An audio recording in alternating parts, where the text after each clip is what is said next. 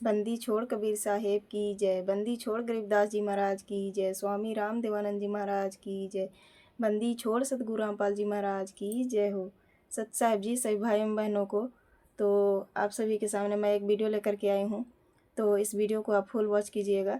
तो एक कथावाचक होते हुए भी संत रामपाल जी महाराज जी के शरण में क्यों आना पड़ा, तो इस वीडियो के माध्यम से जानेंगे कि वो कथावाचक पहले थे और संत रामपाल जी महाराज जी के शरण में क्यों आए और किस लिए आए, उनका क्या मुसीबत आन पड़ी थी, उनके मुख से सुनते हैं, उनका इंटरव्यू सुन करके जानते हैं। और इस वीडियो को आप ज़रूर देखिए, फुल वॉच कीजिए। जय बंदी छोड़ की सत साहेब। जी सर जी, मेरा नाम कुमान दास खंडवा जिला रहा है, मध्य प्रदेश से आया हूँ। सर, संत रामपाल जी महाराज से नाम दीक्षा आपने कब ली? जी सर जी, मैंने संत सतगुरु रामपाल जी महाराज से नाम दीक्षा 5 सितंबर 2013 को मेरे को नामदान मिला है। सर जी, संत सतगुरु रामपाल जी महाराज जी से नामदान लेने से पहले दास जो हिंदू धर्म के देवी देवता हैं उनको पूजना, व्रत उपवास करना और रामलीला में पाठ करना, और संत सिंगाजी महाराज हमारे हरसोद तहसील के संत हुए हैं, प्रसिद्ध संत हैं जिनको 3-4 जिले के लोग मानते हैं। उन संतों का भजन गाना झान मृदंग पे बजा करके और 25 साल तक मंडल बनाकर मैंने भजन गाया और लोगों को ज्ञान समझाता था सर जी। और इस ज्ञान को समझाने में मेरे को जो कन्फ्यूज होता था मेरे दिल में, वो मेरे को बहुत कचोटता था सर मेरे दिल में। जैसे दास रामलीला में राम का पाठ करता था, पवित्र रामायण जी में जो एक प्रसंग आता है कि श्री विश्वामित्र जी के साथ राम जी और लक्ष्मण जी जनक जी के दरबार में, जनक जी के वहाँ गए थे पुष्प वाटिका में, उनने विश्वामित्र जी ने उनको फूल तोड़ने के लिए भेजा था और वहाँ पर माता सीता जी अपनी सखियों के सहित गौरी पूजने के लिए वहाँ आई थी वाटिका में। तो श्री राम जी ने लक्ष्मण जी से कहा था कि भाई लक्ष्मण, सो सब कारण जान विधाता, फरक ही सुभग अंग सुन भ्राता। हे भाई लक्ष्मण, मेरे शुभ अंग फरकते हैं, दाहिने अंग फरकते हैं, इनका कारण तो विधाता ही जाने। तो सर जी ये समझ के मैं कंफ्यूज होता था। क्यों कि मैं तो श्री राम को परम सुप्रीम मानता था, अंतर्यामी मानता था, घट घट के वासी जानता था और सर्वा सर्वे जानता था। मेरे राम थे इष्ट और राम इष्ट ऐसा बोल रहे हैं कि वो कारण, मेरे अंग फरकने का कारण तो विधाता जाने। वो कौन विधाता होगा? तो दास बहुत कंफ्यूज होता था। फिर दूसरा प्रसंग है रामायण में कि श्री राम जी, श्री लक्ष्मण जी, श्री जानकी जी पिताजी की आज्ञा लेकर वन को चले जाते हैं, 14 वर्ष के लिए वनवास जाते हैं और भरत जी और शत्रुघ्न मामा के घर गए हुए होते हैं और यहाँ पर दशरथ जी के प्राणस्थ हो जाते हैं। उस समय श्री महाराज वशिष्ठ जी जो सूर्य कुल के गुरु थे, श्री राम जी के गुरु थे, श्री महाराज दशरथ जी के गुरु थे, वो सूर्य कुल के गुरु वशिष्ठ जी से भरत जी ने पूछा कि महाराज ये क्या है? सब जनता व्याकुल है, माताएं उदास है, व्याकुल हो रही है, पिताजी प्राणस्थ हैं, भैया राम लक्ष्मण और जानकी माता कहाँ गए हैं? तो वशिष्ठ जी ने क्या कहा था? सुनहु भरत भावी प्रबल, बिलख कहे मुनिराय, हानि लाभ जीवन मरण, यश अपजस विधिहात। ये रामायण में दोहा है सर, मैं आपको क्या बताऊं। जैसे हमारे संत रामपाल जी महाराज ने ये सब बताया है, ज्ञान बताया है, उससे मेरे को पता चला, नहीं तो पहले मैं भी उनको सर्वा सर्वे जानता था। तो ये मुनियों के राजा मुनि राय बोल रहे हैं, हानि लाभ जीवन मरण जस अपजस विधियात। सर हानि तो कोई चाहता नहीं है और हानि नहीं चाहते, हम तो लाभ चाहते हैं, और जीवन मरण, जीवन चाहते हैं, मरण नहीं चाहते हैं, और जस अपजस, अपजस तो हम मर करके भी नहीं चाहते सर। अभ्यस तो हमको होना ही नहीं, क्योंकि मरने के बाद भी हम तो ये चाहते हैं कि लोगों ने हमको अच्छा कहना चाहिए, ऐसा नहीं कहना चाहिए कि अच्छा मर गया। संत रामपाल जी महाराज की शरण में ज्ञान गंगा पुस्तक के माध्यम से आए सर। ज्ञान गंगा पुस्तक मिली, हमारे भजन गाने वाले साथी जिनका नाम मांगीलाल भाई है, वो मांगीलाल जी संत रामपाल जी महाराज के शरण में गए, उनने उनसे नाम लिया, 20 दिन आश्रम में रहे, और जिस रोज़ वो वहाँ से आए हमने भजन किए, वो भजनों में नहीं आए। तो मैंने साथियों से पूछा कि भाई मांगीलाल भाई क्यों नहीं भजन में आए? तो किसी ने कहा कि उनने कोई गुरु बना लिया है। मैं दूसरे ही दिन उनके घर गया, उनसे पूछा कि भाई साहब आप भजन में क्यों नहीं आए? तो उन्होंने बोला कि भाई मैं भजन गाना मैंने बंद कर दिया है, मैंने संत रामपाल जी महाराज से नाम दीक्षा ले ली है और उनने मेरे को भजन गाने का मना बोल दिया। मैंने कहा कि ऐसे संत रामपाल जी महाराज कहते हैं जो राम दीक्षा ली और भजन गाने का मना तो कोई गुरु नहीं बोलते, भजन करने का सभी कहते। हाँ हाँ, भजन करने का मना नहीं बोला, भजन गाने का मना बोला है। मैंने कहा यार कैसी बातें कर रहे हो, कौन है तुम्हारे गुरु, ऐसे कैसे गुरु हैं? ऐसा उनसे कहा तो उनने क्या करा, एक ज्ञान गंगा पुस्तक ला के मेरे हाथ में थमा दी और मेरे को ऐसा बोला कि मैं तुम्हारे लिए प्रसाद लाया हूँ, ये प्रसाद ले लो, ये रामपाल जी महाराज का प्रसाद दिया हुआ है, ये प्रसाद तुम्हारे लिए विशेष करके लाया हूँ, ले लो। तो मैंने वो पुस्तक हाथ में ली सर, और पहला ही पेज खोला तो पूर्ण ब्रह्म परमेश्वर कबीर साहब जी का फोटो का दर्शन हुआ। और वैसे ही पुस्तक मैंने लेकर के घर आया तो मैंने मेरे छोटे भाई लखन भाई को दी कि भाई तू पढ़ जरा 2-4 रोज, मेरे फुर्सत में हो जाएगा जब मैं पढ़ूंगा, मेरे को फुर्सत मिलेगी जब। वैसे ही लखन भाई ने वो पुस्तक पढ़ी और वो जैसे जैसे पढ़ता गया वैसे वैसे मेरे को बताता गया, देखो भैया इसमें यहाँ लिखा है, देखो भैया इसमें यहाँ लिखा है। जैसे सिंगाजी महाराज का भजन में ज्ञान तुम समझाते हो वैसा ही ज्ञान इसमें भी लिखा हुआ है। हम दोनों भाइयों ने ऐसे मिलान करके पढ़ते गए।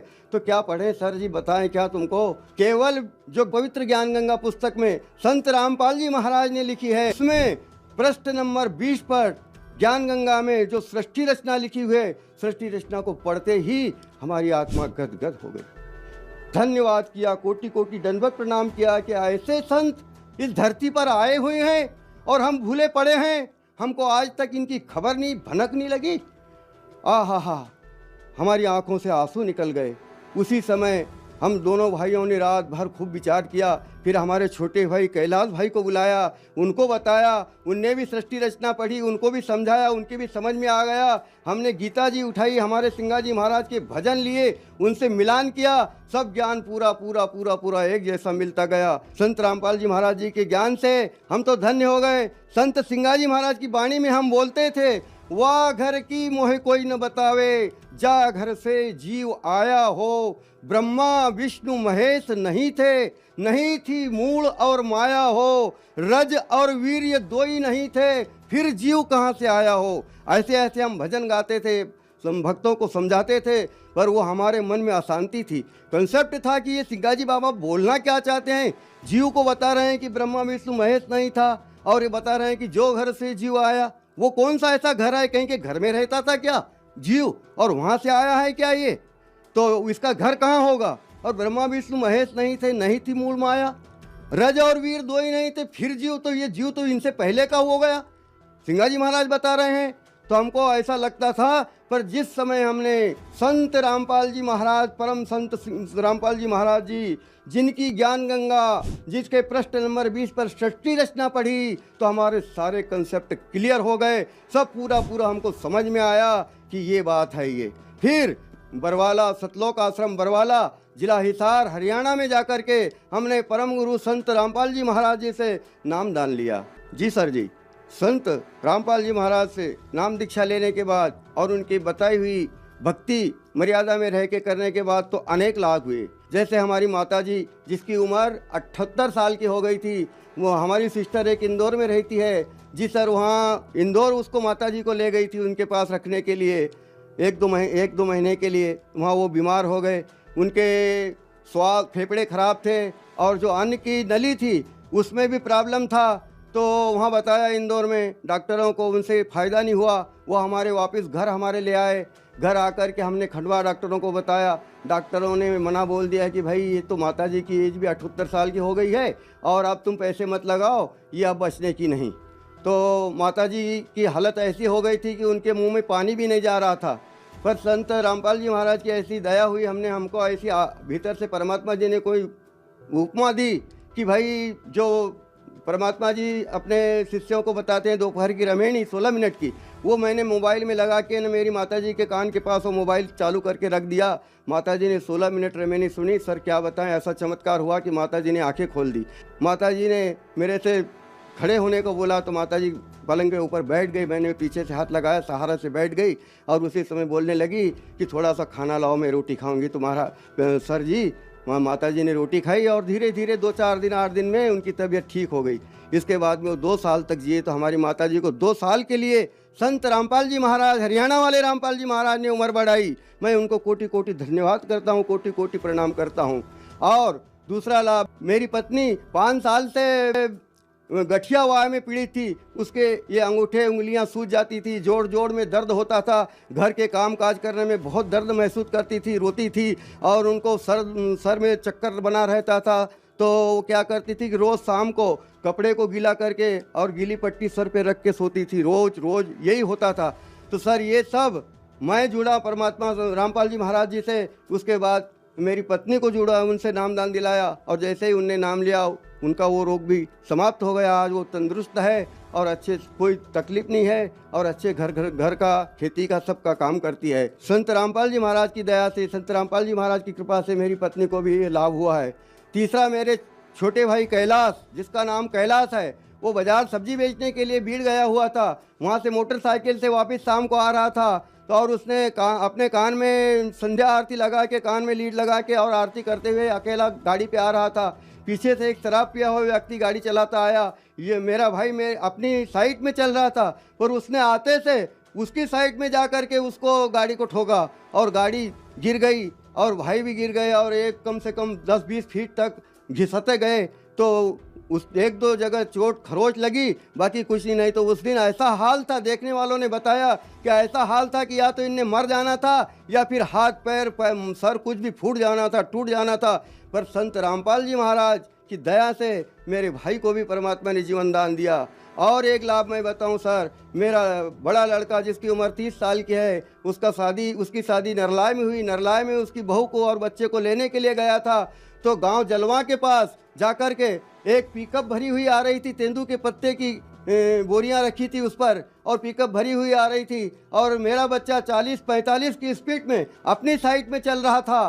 तो उसी समय वो पिकअप चलाने वाले ड्राइवर का ध्यान कहाँ था कि ऊपर जो घरों में लाइन गई थी बिजली की, उसकी सर्विस को बचाने के लिए वो पिकअप बहुत ऊंची भरी हुई थी। सर्विस को बचाने के लिए उसने एकदम से गाड़ी मेरे बच्चे की मोटरसाइकिल तरफ एकदम से मोड़ दी और बच्चे की मोटरसाइकिल और उनका पिकअप का आमना सामना टक्कर हुआ। आमने सामने के टक्कर में कम से कम 100 फीट तक मेरी मोटरसाइकिल आड़ी घिसाती हुई चली गई और बच्चे को किसी ने उठा के और दूर खड़ा कर दिया। गांव वाले 50 इकट्ठे हो गए। सब ने कहा कि भाई ये तो ख़त्म हो गया। पर देखते हैं कि अरे भाई गाड़ी पे कौन था? तो मेरा बच्चा बोलता है कि मैं था। अरे क्या बात कर रहा है, तू तो खड़ा है। कहे कि मेरे को न मालूम किसने उठाया। तो वो संत रामपाल जी महाराज से जुड़ा मेरा पूरा परिवार, मेरे तीनों भाइयों का परिवार संत रामपाल जी महाराज से नाम लिए हुए हैं, सब जुड़े हुए हैं। तो उन्होंने कहा कि हमारे संत रामपाल जी महाराज ने हमको बचाया है, हम उनकी भक्ति करते हैं, उनकी शरण में हैं, उनको भी सतनाम मिला हुआ है। और सर एक लाभ मैं क्या बताऊं, दास की स्थिति बहुत ज़्यादा खराब थी। सर जी मेरी स्थिति, आर्थिक स्थिति ऐसी थी कि कहूँ तो मुझको रोना आता है कि मेरे घर में एक खटिया थी जिस पर सर जी 2 रोज मेरी भगतमती और मेरी लड़की सोती थी। उसके बाद मेरी लड़की मुझे बोलती थी कि पापा जी हम 2 रोज से नीचे सो रहे हैं, अब आप ये खटिया पे सो जाओ, हम माँ और मैं नीचे सोऊंगी। और हमारे घर में खाने के लिए बर्तन नहीं थे सर, एक थाली थी जिसमें अगर आटा गूंद लिया जाता था तो हम प्लेट में रोटी और सब्जी ले लेकर खाते थे। दास का घर ऐसा टूटा हुआ घर था कि एक बार संत रामपाल जी महाराज से जुड़ा नहीं था, इसके पहले की बात बता रहा हूँ। गांव में गणेश जी बैठाया था, गणेश जी का चंदा लेने के लिए सरपंच, पटेल और गांव के भले भले 10-20 आदमी मेरे घर आए। मैंने कहा कि आज मेरे घर में आए हो, गरीब के घर में, तो मैं तुमको चाय पिला देता हूँ, मेरे भीतर आ जाओ। तो भीतर आने से मना कर गए कि हम भीतर आएंगे तो तुम्हारा घर तो ऐसा है कि ना मालूम हमारे नीचे ऊपर गिर जाए। तो बाहर आंगन में बैठे रहे, वहाँ उनको मैंने ले जाके चाय दिया और चाय पिलाई, पर वो भीतर नहीं आए। ऐसा मेरा घर था जिसमें हम रहते थे।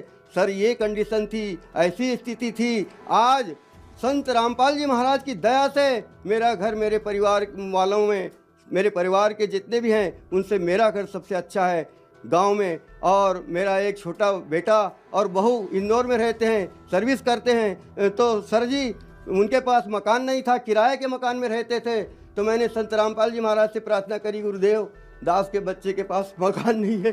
संत रामपाल जी महाराज का आदेश आया, बेटा भक्ति करते रहो, परमात्मा दया करेंगे। हम भक्ति करते रहे। दास की क्या औकात थी, परमात्मा जी ने 13 लाख का मकान मेरे बच्चे को अगले साल दिलाया है। मैं परमात्मा जी के गुण कहाँ तक गाऊं?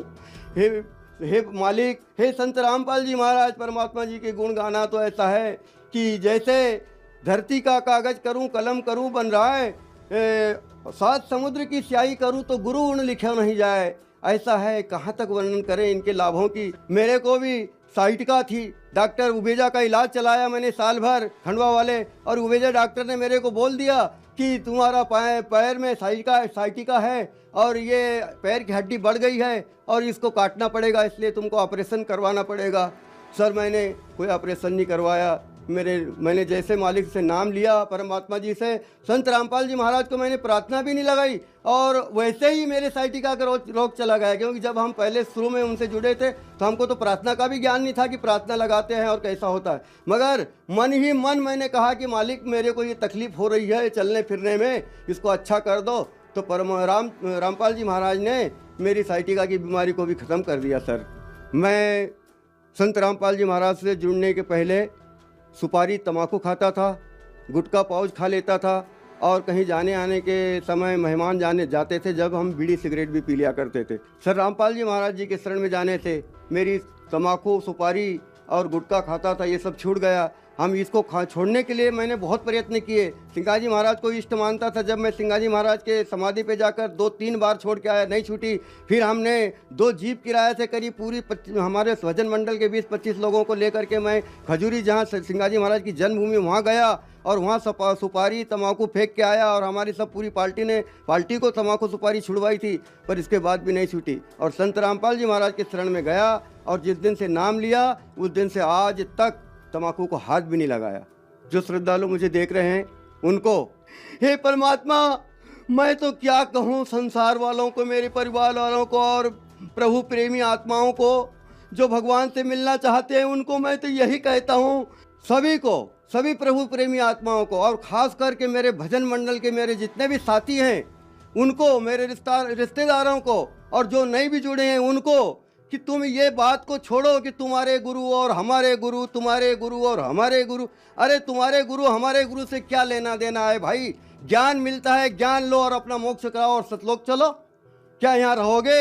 यहाँ रह के क्या कर लोगे? कितनी पीढ़ी चली गई, कितने चले गए, हमारे दादे परदादे चले गए, किसी ने कुछ नहीं ले गया, हम भी कुछ नहीं ले जाएंगे। भाई संत रामपाल जी महाराज की शरण में आइए। मैं हाथ जोड़ के विनय करता हूँ और सबको हाथ जोड़ के कहता हूँ कि आज संत रामपाल जी महाराज ने ज्ञान गंगा पुस्तक लिखी, जीने की राह पुस्तक लिखी है, भक्ति से भगवान तक पुस्तक लिखे, गीता तेरा ज्ञान अमृत। और संत रामपाल जी महाराज के शिष्य गांव-गांव में जाके आपके घर जाके पुकार के पुस्तकें दे रहे हैं। उनसे पुस्तक लो और पुस्तक पढ़ करके ज्ञान को समझो और जल्दी से जल्दी संत रामपाल जी महाराज जी की शरण को ग्रहण करके और सतलोक का रास्ता तय करो।